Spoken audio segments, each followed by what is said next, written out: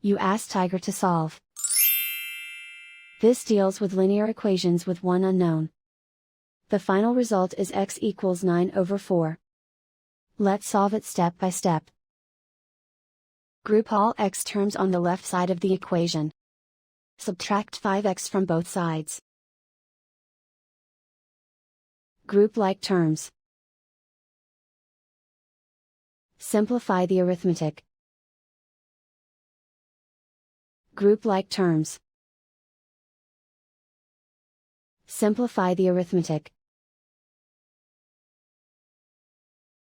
Group all constants on the right side of the equation. Subtract 10 from both sides.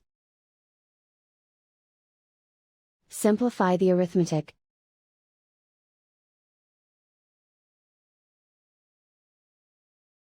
Isolate the x. Divide both sides by -8. Cancel out the negatives. Simplify the fraction. Cancel out the negatives. Find the greatest common factor of the numerator and denominator.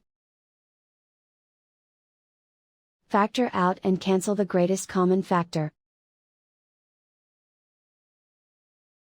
And so the final result is x equals 9/4.